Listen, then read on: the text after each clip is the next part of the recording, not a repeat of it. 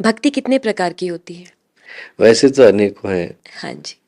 नवधा भक्ति की अवधारणा है। भगवान ने भक्ति जब बोली गीता के अंदर, तो ये कहा कि चार तरह के भक्त हैं। ये कहा आर्त है, अर्थार्थी है, ये कहा कि जिनको जिज्ञासा है और जिनके अंदर ज्ञान है, इस तरीके के भक्त हैं।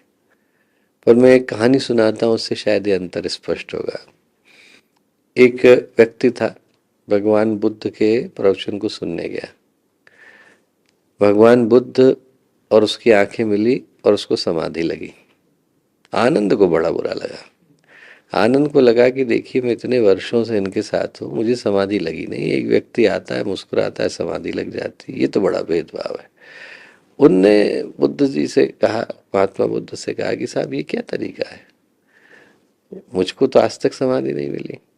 बुद्ध बोले, ऐसा करो आनंद, स्मरण करो कि पहले दिन जब तुम आए थे तो तुमने क्या मांगा। तुमने तीन चीजें मांगी। जिस बिस्तर में मैं सोऊंगा, जिस कमरे में मैं सोऊंगा, उसमें तुमको सुलाऊंगा, सुलाया। जिससे तुम मिलने को कहोगे उससे मैं मिलूंगा, मिला। जो प्रश्न पूछोगे उसका उत्तर दूंगा, दिया।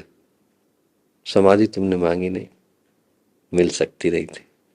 बोले मिलता वही है जो हम मांगते जो हम मांगते हैं। और कोई अज्ञानी हो तो? उसको प्रतीक्षा करनी होगी ज्ञान के उदय की। तो उन्होंने कहा कि और ऐसा है, जो आपका प्रश्न है उसके उत्तर के लिए बोले चार तरीके के भक्त हैं, और वो चार तरीके के घोड़ों की तरह से है। बोले कुछ घोड़े ऐसे हैं जिनके लिए इशारा काफी होता है, the click of the mouth is okay, किया और खड़े हुए।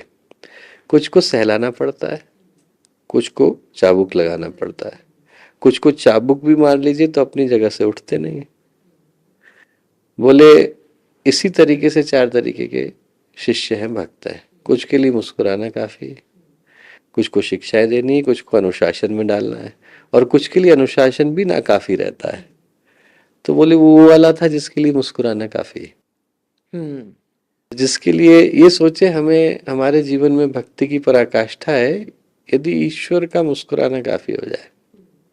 एक बार कहा तो जीवन की दिशा और जीवन की दशा दोनों बदल जाए।